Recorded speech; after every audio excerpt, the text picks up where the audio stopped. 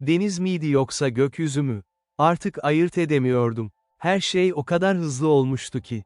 Bir an Karayip Denizi'nin masmavi sularında lüks yatımızda şampanya içiyorduk, sonraki an dev dalgalar güverteyi yalıyordu. Fırtına hiç uyarmadan gelmişti. Maya, tutun KENDINE. Kaptanımızın sesi rüzgarın uğultusunda kayboldu. Sonra bir çarpma sesi, tahta kırılma sesi ve ben havadaydım. Soğuk su akciğerlerimi doldurduğunda ilk düşüncem şu oldu, bu gerçek olamaz. Ben New York'ta bir avukatım. Bahama tatilindeyim. Bu bir kabus olmalı. Ama değildi. Yukarı çıkmaya çalıştım. Hangi taraf yukarıydı? Karanlık, soğuk, boğucu. Panikledim. Kollarımı çırptım. Nefesim tükenmişti. Sonra bir el bileğimi yakaladı. Güçlü bir çekiş. Yüzeye çıktığımda öksüre öksüre hava yutmaya çalıştım. Sakin ol, nefes al. Yüzünü göremedim ama sesi tanıdım. James, yatın mürettebatından genç denizci. 19 yaşındaydı belki. Yat nerede, diye kekeledim. Battı. Bir resife çarptık. Herkes. Cümlesini bitiremedi. Çünkü ikimiz de biliyorduk. 12 kişiydik o yatta. Şimdi sadece ikimiz görünürdük. Bir şeye tutunmalıyız, dedi James. Bakayım etrafta ne var. Karanlıktı. Gece yarısı bir fırtınaydı bu. Sadece şimşekler çaktığında etrafı görebiliyorduk. Dalgalar bizi yukarı aşağı savuruyordu. James bir tahta parçası buldu. Büyük bir sandık kapağı gibiydi. İkimiz ona tutunduk. Sabahı bekleyeceğiz, dedi. Kıyıya yakınız olmalıyız. Harita son kontrol ettiğimde birkaç küçük ada gösteriyordu. Diğerleri, bilmiyorum Maya, bilmiyorum. O gece ebediyet gibi sürdü. Kollarım uyuşmuştu, dudaklarım morarmıştı. Birkaç kez bilincimi kaybetmeye yaklaştım ama James beni tokatlayarak uyandırdı. Uyuma, duyuyor musun? Uyursan ölürsün. Sabah olduğunda, Tanrım, sabah olduğunu gördüğümde ağlamaya başladım. Güneş doğuyordu, kızıl bir ufuk çizgisi beliriyordu. Ve bir ada vardı. Küçük, yeşil, kayalık bir ada. Belki 1 kilometre uzakta. Oraya yüzebilir misin, diye sordu James. Bilmiyorum, çok yorgunum. Yapmalısın, birlikte yapacağız. Tamam mı? Başımı salladım. Yüzmeye başladık. Kollarım kurşun gibiydi. Her kürek darbesinde batacağımı sandım. Ama James yanımdaydı, beni cesaretlendiriyordu. Biraz daha, neredeyse geldik. Sonunda ayaklarım kuma değdi. Sürünerek kumsal çıktık ve yere yığıldık. Hayattaydık. Ama neredeyiz? Ve kurtarılacak mıydık? Güneş yükseldiğinde ayağa kalkmayı başardım. Vücudum acı içindeydi, her yerim morluk doluydu. Ada, şimdi daha iyi görebiliyordum. Küçük bir adaydı, belki 2 kilometre çapında. Ortasında tepeler vardı, yemyeşil tropikal bitki örtüsü. Kumsal uzun ve beyazdı, kristal berraklığında su kıyıya vuruyordu. Cennet gibiydi, ama bir zindanda olabilirdi. James ayağa kalktı, etrafı inceledi. Islak saçları yüzüne yapışmıştı, üniforması yırtık pırtıktı. İlk önce içme suyu bulmalıyız, dedi. İnsan 3 gün susuz yaşayabilir ama bu sıcakta çok daha az. Tatlı su var mı sence? Ada tropikal, yağmur ormanı var gibi görünüyor. Bir dere veya kaynak olabilir. Kumsalda yürümeye başladık. Bacaklarım titriyordu ama durmamalıydık. Hayatta kalmak için. Bak, James birden durdu. Yengeçler. Sahilde küçük kırmızı yengeçler koşuşturuyordu. Yüzlercesi. Bunlar yenilebilir, dedi James. Ama önce su. Adanın içine doğru ilerledik. Kumsaldan sonra sık bir bitki örtüsü başlıyordu. Palmiyeler, bambu benzeri bitkiler, garip çiçekler. Dikkatli ol, dedi James. Zehirli bitkiler olabilir. Hiçbir şeyi tanımadan yeme. Yarım saat yürüdükten sonra bir ses duyduk. Su sesi. Koşmaya başladık. Bir tepenin arkasında küçük bir şelale vardı. Sadece 2 metre yüksekliğinde ama tatlı, berrak su. İkimiz de dizlerinin üzerine çöktük, avuçlarımızla su içmeye başladık. Hayatımda içtiğim en lezzetli suydu. Yavaş, dedi James. Çok hızlı içersen mideni bozarsın. Doğru söylüyordu. Ama susuzluktan deliriyordum. Su içtikten sonra biraz kendime geldim. Düşünmeye başladım. Ne yapacağız şimdi? James gülümsedi. Tuhaf, çünkü bu durum gülünecek bir şey değildi. Ama o gülümsedi. Hayatta kalacağız Maya, Robinson Crusoe gibi. Hiç okudun mu? Lise tarih ödevlerinden hatırlıyorum. O adam 28 yıl bir adada yaşadı. Biz de yapabiliriz. Ama umarım o kadar uzun sürmez. Kimse bilmiyor nerede olduğumuzu, değil mi? James duraksadı. Yatsos verdi kazadan önce. Ama pozisyonumuz tam değildi. Arama kurtarma gelecektir ama, bu adalar binlercesi var, bulmak zaman alabilir. Ne kadar zaman? Bilmiyorum. Günler, haftalar belki. Bu yüzden hazırlıklı olmalıyız. Geri dönmeye başladık. Sahile geldiğimizde James durdu. Barınak. Bugün bir barınak yapmalıyız. Gece soğuk olacak ve yağmur gelebilir. Nasıl yapacağız? Palmiye yaprakları, dallar. İlkel ama işe yarar. Saatlerce çalıştık. James bana ne yapacağımı gösterdi. Palmiye yapraklarını kestik, kalın dallar bulduk. Büyük bir kayanın yanına yaslanmış basit bir çatı inşa ettik. İlkel miydi? Evet, ama bizimdi. Öğlene doğru James dedi ki, şimdi yiyecek zamanı. Sahile gittik. Yengeçleri yakalamak düşündüğümden zordu. Hızlılar ve küçüklerdi. Ama sonunda 5-6 tane yakaladık. Ateş lazım, dedi James. Çiğ yemek tehlikeli. Parazitler, hastalıklar. Nasıl ateş yakacağız? Kibritimiz yok. James düşündü. Sürtünme yöntemi. Çok zor ama mümkün. Veya, cebini yokladı. Islak bir çakmak çıkardı. Bu çalışmayabilir ama deneyelim. Kurutmaya çalıştı. Kuru dallar, yapraklar topladık. James çakmağa bastı. 1, 2, 3. Kıvılcım çıkmadı. 10 kez denedi. Hiçbir şey. Kahretsin, dedi. Ama sonra bir fikir geldi. Güneş, bir mercek veya cam parçası olsa. Batık yatımızdan bir şeyler kıyıya vurmuş olmalıydı. Kumsal araştırdık. Ve bulduk. Kırık bir şişe parçası. Cam. James yaprakları topladı, çok kuru olanları. Cam parçasıyla güneş ışınlarını odakladı küçük bir noktaya. Bekledi. Dakikalar geçti. Sonra ince bir duman yükseldi. Üfle, hafifçe üfle, dedi James. Üfledim. Kıvılcım alevlendi. Küçük bir alev.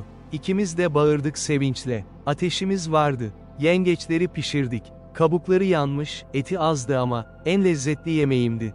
O gece barınağımızda uzandık. Ateş yanıyordu, denizin sesi kulağımıza geliyordu. Maya, dedi James karanlıkta.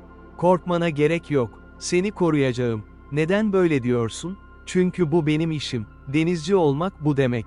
İnsanları korumak. Sen de korkmuyor musun? Uzun bir sessizlik. Ölümden korkuyorum. Ama yaşamaya devam etmekten değil. Yarın yine uyanacağız, yine bir yol bulacağız. Bu bir macera Maya. Korkunç bir macera ama yine de bir macera. Onun iyimserliği bana garip geldi. Ama aynı zamanda rahatlattı. Uyudum. Çok yorgundum. Ertesi gün adayı keşfetmeye karar verdik. Belki bir eski kulübe vardır, dedi James. Veya balıkçıların bıraktığı bir şeyler. Ya da, başka kurtulanlar. Aklımın bir köşesinde hala umut vardı. Belki kaptanımız hayattaydı. Belki başkaları da. Sabah erkenden başladık. Adanın ortasına, tepelere doğru yürüdük. Orman kalınlaştı. Bambu ormanları, dev yapraklı bitkiler, sarmaşıklar. Ilık, nemli bir hapaydı. Böcek sesleri her yerdeydi. Dikkat et yılanları, dedi James. Tropikal adalarda zehirli yılanlar olabilir. Harika, bir şey daha endişelenmek için. 1 saat yürüdükten sonra tepeye vardık. Manzara, nefes kesiciydi. Ada küçüktü ama güzeldi. Etrafımızı masmavi okyanus sarıyordu. Ufukta başka ada yoktu. Hiçbir gemi, hiçbir uçak. Yalnızdık. Tamamen yalnızdık. Bak şuraya, dedi James.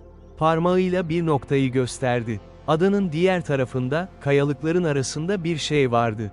Beyaz bir şey. Gidelim. İnerken daha dikkatli olmamız gerekti. Kayalar kaygan ve keskin. Bir kez kaydım, James tuttu beni. Kayalıklara vardığımızda gördük. Bir iskelet. İnsan iskeleti. Kurumuş, beyazlamış kemikler. Eski kıyafet parçaları. Ve bir çanta, yıpranmış, çürümüş ama hala oradaydı.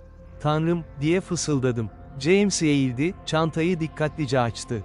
İçinde bir defter vardı, plastik bir kılıf içinde korunmuştu. Bir bıçak, bir pusula kırıktı ve bir kimlik kartı. Robert Morrison, diye okudu James. İngiliz, 1987 doğumlu. Bu adam ne zaman öldü? James etrafı inceledi. Bitki örtüsü, kemiklerin durumu. Yıllar önce, belki 10 yıl, belki daha fazla. O da mı mahsur kaldı burada? Görünüşe göre. Ve, kurtulamadı. Korku mideme çöktü. Bu adam burada öldü. Yalnız, unutulmuş. Biz de mi aynı kaderi paylaşacaktık? Defteri okuyalım, dedi James. Belki faydalı bilgiler vardır. Geri dönüş yolunda defteri inceledik. Sayfal nem çekmiş, mürekkep dağılmıştı ama bazı kısımlar okunuyordu. 23 Temmuz gemi battı. Ben tek kurtulanım. Ada küçük. Su var, meyve var. Kurtarılmayı bekliyorum. 30 Temmuz hiç gemi görmüyorum. Sinyal ateşi yaktım her gün. Kimse gelmiyor. 15 Ağustos yiyecek azaldı. Deniz kaplumbağası yumurtası buldum. İğrenç ama yenebilir. 3 Eylül hasta oldum. Ateşim var. Ayağım şişti, enfeksiyon olmuş olabilir. 10 Eylül çok zayıfladım. Yürüyemiyorum artık. Su içmeye bile gücüm yok. Annem, özür dilerim. Seni bir daha göremeyeceğim. Sonraki sayfalar boştu. James defteri kapattı. Yüzü ifadesizdi. O pes etti, dedi. Umudu kaybetti ve pes etti. Biz de öyle olmayacağız değil mi? Sesim titriyordu. James bana döndü, omuzlarımı tuttu. Hayır, Maya, beni dinle. Biz farklıyız. İkimiz varız. Yalnız değiliz. Ve ben seni burada ölmene izin vermeyeceğim. Anladın mı? Başımı salladım. Ama içimde korku kök salmıştı. Günler geçti. 1, 2, 3. Saymayı bıraktım. Hayatta kalmak bir rutine dönüştü. Sabah güneş doğarken uyan. Şelaleye git, su iç, yüzünü yıka. Meyve topla muzlar, bilinmeyen tropikal meyveler. James'in, zehirli değil, dediğine güveniyordum. Öyle, balık avı. James bir mızrak yaptı, keskin bir taştan. Ilık sığ suda durur, saatlerce bekler, sonra vurum. Bazen balık tutardı, bazen tutamaz. Açlık dostu oldu. Öğleden sonra, barınak iyileştirme, odun toplama, keşif. Akşam, ateş başında otur. Konuş. Veya sessiz kal. Gece, yıldızlara bak. Uyumaya çalış. Böcek ısırıklarına, kumsal sıcaklığına, yalnızlığa rağmen uyumaya çalış. James her gün bir sinyal ateşi yakıyordu. Adanın en yüksek noktasında, büyük bir ateş. Yeşil dallar atıyordu içine duman yoğun ve beyaz oluyordu. Biri görecek, diyordu. Bir gün biri görecek. Ama hiç uçak geçmedi. Hiç gemi görünmedi. 4. günde bulduğumuz şey hayatımızı değiştirdi. Adanın kuzey kıyısında, kayalıkların arasında bir mağara vardı. Küçük bir giriş, ama içerisi geniş ve kuruydu. Burası daha iyi bir barınak, dedi James. Yağmurdan, rüzgardan koruyor. Taşındık. Mağara karanlıktı ama sabahları güneş ışığı içeri sızıyordu. Duvarları düzleştirdik, zemini kum ve yapraklarla kapladık. Ve arka duvarda bir şey bulduk. Mağara resimleri. Çok eski, solmuş resimler. İnsan figürleri, balıklar, güneş, ay. İlkel ama güzeldi. Bu ada eskiden iskan edilmişti, dedi James. Kim bilir ne zaman. Nereye gittiler? Bilmiyorum. Belki kurtulma fırsatı buldular. Belki öldüler, demek istemişti. O gece mağarada ilk kez uyudum. Ateş dışarıda yanıyordu, duman yukarı yükseliyordu. James yıldızlara bakıyordu. New York'ta ne yapardın, diye sordum. Ben New Yorklu değilim. Miami'denim. Babam balıkçıydı, ben de denizde büyüdüm. 16 yaşımda yat mürettebatı oldum. Ailen merak ediyordur seni. Babam öldü 3 yıl önce. Annem var, ablam var. Evet, merak ediyorlardır. Sen, annem, babam Manhattan'da. Ağabeyim Boston'da avukat. Beni aramışlardır. Polise bildirmişlerdir. Ama bulamadılar. Evet. Sessizlik. Maya, sana bir şey soracağım. Sor. Neden bu tatile çıktın? Demek istediğim, yalnız, lüks bir yatta, 12 yabancıyla. Gülümsedim. Ama acı bir gülümsemeydi. Boşanma. Eski kocam beni aldattı. 2 yıllık evlilik bitti. Kendimi iyi hissetmek istedim. Bahama'da güneşlenmek, denizde yüzmek, her şeyi unutmak. Ve sonra fırtına geldi. Evet, kaderden kaçamazsın galiba. James bana baktı. Ateşin ışığında yüzü bronzlaşmış, sakallı görünüyordu. Belki bu senin kaderin değil. Belki bu bir tesadüftü. Ve belki buradan kurtulacağız ve sen yeni bir hayata başlayacaksın.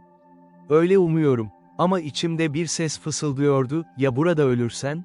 Robert Morrison gibi, 10. günde veya 15. Artık emin değildim, fırtına geldi. Sabah garip sessizdi. Kuşlar uçmuştu adadan. Hava bunaltıcıydı, basınç çok yüksekti. Bir şey geliyor, dedi James. Gökyüzüne bakıyordu. Koyu bulutlar birikiyordu batıda. Fırtına mı? Evet, büyük bir tane. Mağaraya taşınmalıyız her şeyi. Hemen. Koşuşturduk. Odunları, malzemeleri, az buçuk biriktiğimiz şeyleri mağaraya taşıdık. James palmiye yapraklarıyla mağara girişini kapattı. İçeride kalacağız. Dışarı çıkma ne olursa olsun. Öğleden sonra fırtına başladı. İlk önce rüzgar. Sert, acımasız, kudurmuş rüzgar. Palmiyeler kamçı gibi sallanıyordu. Deniz köpük köpük kabarıyordu. Sonra yağmur. Duvar gibi yağmur. Gördüğüm en şiddetli yağmurdu. Mağara girişinden su sızıyordu. Sonra gök gürültüsü. Kulaklarım sağır oldu. Şimşekler gökyüzünü yırtıyordu. Saatlerce sürdü. James ve ben mağaranın en içinde kıvrıldık, titredik. Bir ara bir çatlama sesi duydum. Sonra büyük bir gümbürtü. "Ağaç düştü," dedi James. "Umarım barınağımıza zarar vermemiştir." Gece yarısına doğru fırtına geçti. Rüzgar dinlendi, yağmur hafifledi. Sabah dışarı çıktığımızda, adayı tanımadım. Her yer yıkılmıştı. Palmiyeler devrilmiş, dallar kırılmış, kumsal çamur olmuştu. Eski barınağımız, yoktu. Tamamen uçmuştu. Sinyal ateşimiz sönmüştü, külleri saçılmıştı. Ve yiyecek depomuz, sular altındaydı. Topladığımız meyveler, kuruttuğumuz balıklar, her şey gitmişti. James dizlerinin üzerine çöktü. "Başa döndük," dedi. "Her şey gitti. İlk kez onu umutsuz gördüm. İlk kez onu kırık gördüm. Ona yaklaştım, omzuna dokundum. Hayır, biz hala buradayız. Hayattayız. Tekrar başlayabiliriz." Bana baktı. Gözlerinde yaşlar vardı. "Maya, ne kadar dayanabiliriz ki? 1 hafta, 2 hafta, kimse gelmiyor. Kimse aramıyor bizi. Belki de ne? Belki de pes etmeliyiz. Robert Morrison gibi. Ölümü beklemeliyiz." "Hayır," bağırdım. "Dinle beni James. Sen bana söyledi, pes etmeyeceğiz, diye. Şimdi bende sıra. Biz pes etmeyeceğiz." Onu omuzlarından tutarak sarstım. "Anlıyor musun? Hayatta kalmak zorundayız. Ailelerimize dönmek zorundayız. Bu lanetteki adadan kurtulmak zorundayız." James başını kaldırdı. Yüzünde garip bir ifade vardı. Sonra gülümsedi. "Haklısın, özür dilerim." Bir anlık zayıflıktı. Hepimizin zayıf anları olur. Ayağa kalktı. Ellerini birbirine vurdu. "Tamam, işe koyulalım. Yeni bir sinyal ateşi, yeni bir yiyecek deposu, yeni bir plan." Fırtınadan 2 gün sonra James tuhaflık bir şey buldu. Kumsal yürüyordu, yeni malzeme arıyordu. Sonra bağırdı. "Maya, buraya gel." Koştum. Ne bulmuştu? Kumda gömülü bir sandık vardı. Metalden, paslı ama hala sağlamdı. Fırtına onu açığa çıkarmış olmalıydı. "Yardım et," dedi James. Birlikte kazdık. Sandık büyüktü, ağırdı. Sonunda çıkardık. Üzerinde yazılar vardı. Solmuş, okunamaz yazılar. James bir taşla kilidi kırmaya çalıştı. 1, 2, 3. Kilit kırıldı. İçini açtığımızda, eşyalar, eski eşyalar. Bir harita yıpranmış, delik deşik ama hala görülüyordu. Karayipler haritasıydı. Bir pusula Robert Morrison'kinden daha iyi durumda. Bir bıçak paslı ama hala keskin. Bir eski telsiz kırık, çalışmaz halde. Ve bir defter. Başka bir defter. James defteri açtı. İlk sayfa. Kaptan Edward Flint'in günlüğü. 1952. "Bu sandık 70 yıllık," dedi James. Sayfaları çevirdik. Mürekkep solmuştu ama okuyabiliyorduk. "Gemimiz Kuzey Karayipler'de kasırgaya yakalandı. Tek seçenek bu adaya sığınmaktı. Mürettebat 4 kişi. Biz de hayatta kalmaya çalışıyoruz. 2. hafta Johnson ateşlendi. Enfeksiyon. İlaç yok. Durumu kötü. 3. hafta Johnson öldü. Onu adanın doğu tarafında gömdük. Tanrı rahmet etsin. 4. hafta bir şey buldum. Adanın merkezinde, mağaranın arkasında tuhaf bir yapı var. Antik görünüyor. Kim yaptı bunu? 5. hafta o yapı, bir tapınak olabilir mi? İçeride garip semboller var. Davis bu sembollerin bir harita olduğunu söylüyor. Sonraki sayfalar yırtılmıştı. Ama en son sayfa okunuyordu. Telsizi onardık. Sinyal alıyoruz. Kurtarma gemisi yolda. Sonunda eve gidiyoruz." James bana baktı. "Demek o geminin mürettebatı kurtuldu. Bu iyi bir işaret. Ama neyi keşfettiklerini merak ediyorum. O tapınak neydi? Bilmiyorum. Ama bulabiliriz." Ertesi gün mağaranın arkasını keşfe çıktık. Kalın bitki örtüsünün içinden geçtik, yamukların tırmandık. Ve bulduk. Taş bir yapıydı. Küçük, çökmüş, bitki örtüsüyle kaplı. Ama insan yapımı bir şey olduğu belliydi. İçeri girdik. Karanlıktı. James bir meşale yaptı, odun ve reçine. Duvarlarda semboller vardı. Garip, eski semboller. Anlamlı bir dil değil, daha çok resimler. Güneş, ay, yıldızlar, insanlar, tekne, balıklar. Bir tür hikaye anlatıyor, dedi James. Bak, burada bir tekne var, insanlar geliyor adaya. Sonra burada, bir şey oluyor. Bir felaket, şu sembole bak. Parmağımla gösterdim. Büyük bir dalga, dev bir dalga. Tsunami, dedi James. Belki bu adaya bir tsunami geldi. İnsanları yok etti. Peki bu tapınağı neden yaptılar? Belki bir uyarı. Gelecek nesillere, dikkat edin, dalgalar geliyor. Dehşet içime işledi. Tsunami mu? Buraya mı? James, burası güvenli mi? Bilmiyorum Maya. Ama eğer tsunami geldiyse, o yüzyıllar önce oldu. Tekrar gelme olasılığı çok düşük. Ama olasılık var. Her şeyin olasılığı var. Ama korku yaşamamamızı engellememeli. Tapınaktan çıktık. Ama içimde bir huzursuzluk kalmıştı. Günler geçti. Belki 3. hafta, 4. Artık bilmiyordum. James ve ben daha yakın olduk. Sadece hayatta kalma ortakları değildik artık. Arkadaştık. Her gece ateş başında konuşurduk. Hayatımızı, hayallerimizi, korkularımızı. Biliyor musun, dedi James bir gece, buraya gelmeden önce hayatımın bir anlamı yoktu. Sadece yat yat dolaşıyor, zenginlere hizmet ediyordum. Amaçsız bir hayat. Şimdi nasıl? Şimdi, her gün bir amaç var, hayatta kalmak. Seni korumak, eve dönmek. Bu garip ama, daha dolu hissediyorum kendimi. Gülümsedim. Ben de, New York'ta avukattım. Saatte $100 kazanıyordum. Ama mutsuzdum. Boşanma, stres, anlamsızlık. Burada her şey basit. Su bul, yiyecek bul, yaşa. Belki hayat böyle olmalı. Basit. Ama yalnız değil. James bana baktı. Ateşin ışığında gözleri parıldıyordu. Hayır, yalnız değil. Bir şey değişmişti aramızda. Fark ettim ve korktum. Çünkü burada, bu adada, gerçek dünya çok uzaktaydı. Ama bir gün kurtulacaktık, umarım, ve o zaman ne olacaktı? James, evet, buradan kurtulduğumuzda, yani eğer kurtulursak, sen ne yapacaksın? Düşündü, bilmiyorum, Miami'ye dönerim galiba, yeni bir iş bulurum, belki balıkçılık, babam gibi. Sen, New York'a dönerim, avukatlığa, ya da belki değiştiririm her şeyi. Bilmiyorum, görüşür müyüz? Sessizlik. Umarım, dedim. Ama ikimiz de biliyorduk. Gerçek dünya farklıydı. Farklı şehirler, farklı hayatlar, farklı dünyalar. Bu ada geçiciydi. İçindeki her şey geçiciydi. 25. gün, tahmini, felaket geldi. James balık avlıyordu. Sığ suda, keskin mercanların arasında. Mızrağını fırlattı, balığı vurdu. Ama dengesi bozuldu. Ayağını kesti keskin bir mercana. Derin bir kesikti. Kan fışkırdı. Maya, koştum. Suya girdim, onu destekledim. Ayağın, biliyorum, çok derin. Sahile çıkardık. Kesik çok kötüydü. Kemik görünüyordu. Ne yapacağız? Dikiş lazım. Dikişsiz kapatalım. Bıçağı getir. Ateşle dezenfekte et. Ellerim titriyordu. Bıçağı ateşe tuttum. Kızağına kadar bekledim. Hazır mısın? James bir dal aldı, dişlerinin arasına koydu. Yap. Bıçağı yaraya bastırdım. Dokuyu yakıyordum, kan durdurmaya çalışıyordum. James inledi. Ama hareket etmedi. Sonra kumaş şeritler yırttım, kendi gömleğimden, yarayı sıkıca sardım. Bitti. James terden sırılsıklamdı. Ama gülümsedi. İyi iş çıkardın Doktor Maya. Ama gece ateşi yükseldi. Enfeksiyon. Hayır, diye fısıldadım. Hayır hayır hayır. Robert Morrison enfeksiyondan ölmüştü. Kaptan Flint'in mürettebatından Johnson enfeksiyondan ölmüştü. James de mi ölecekti? İlaç lazım, diye mırıldandı James.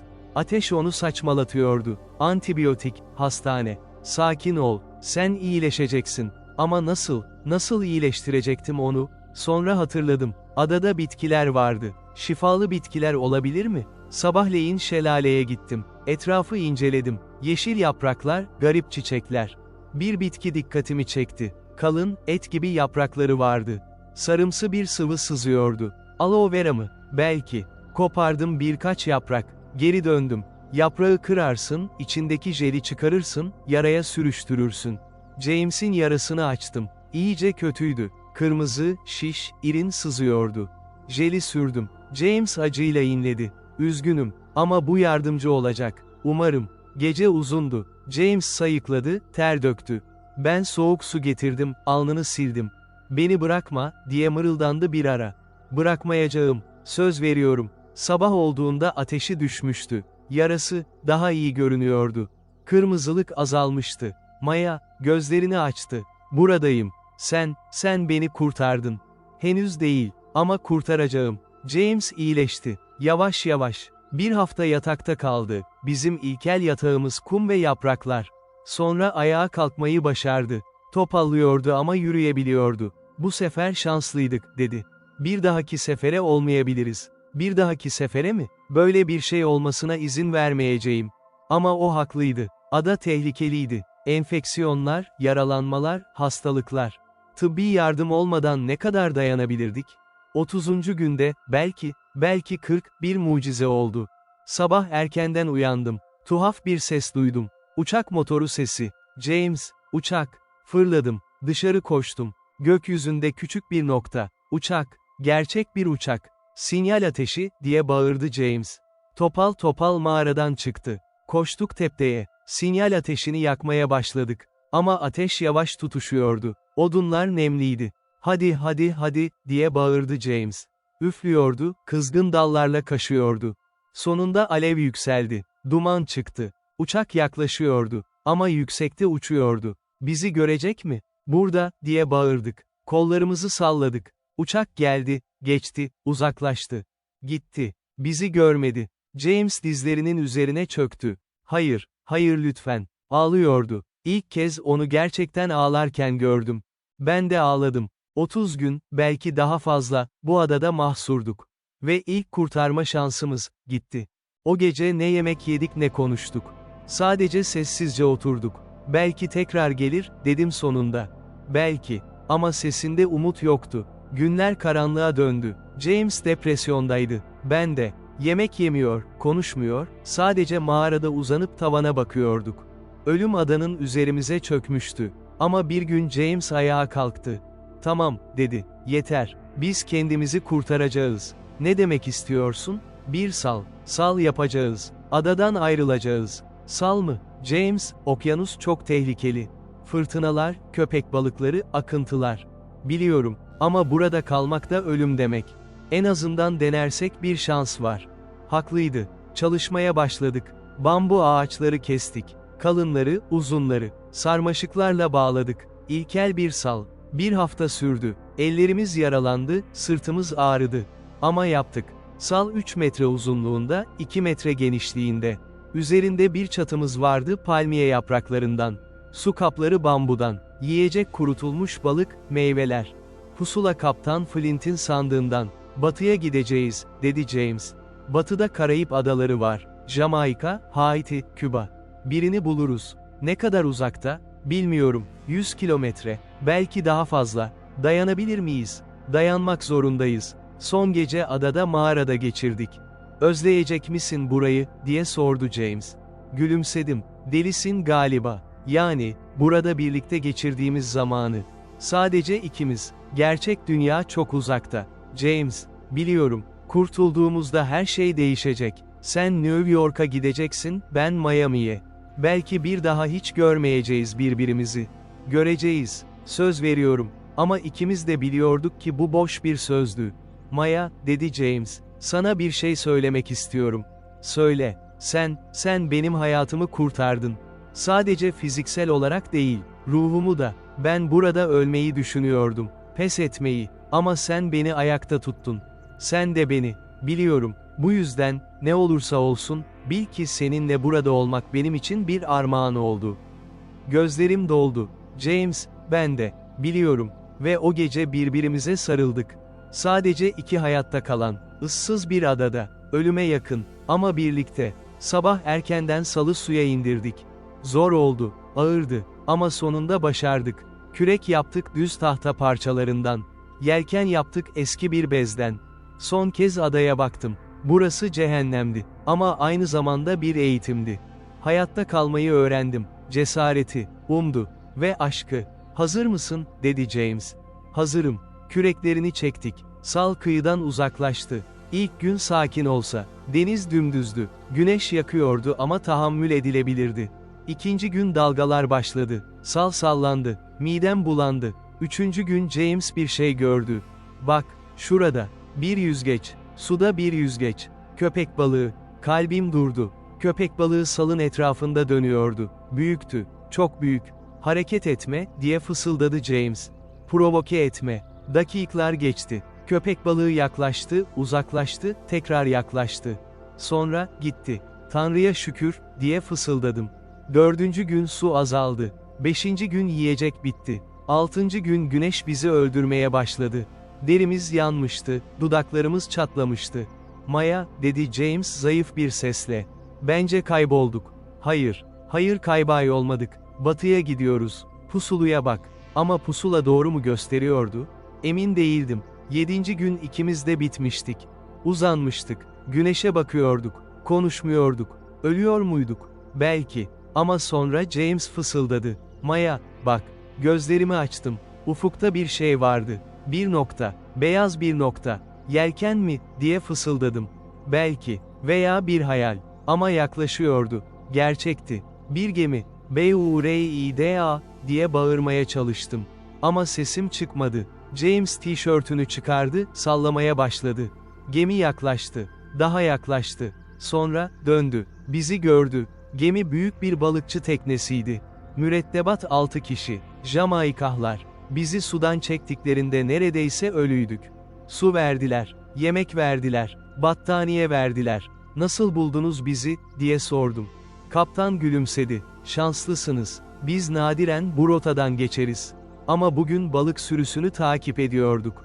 Mucizeydi. Gerçek bir mucizeydi. Bizi en yakın limana götürdüler.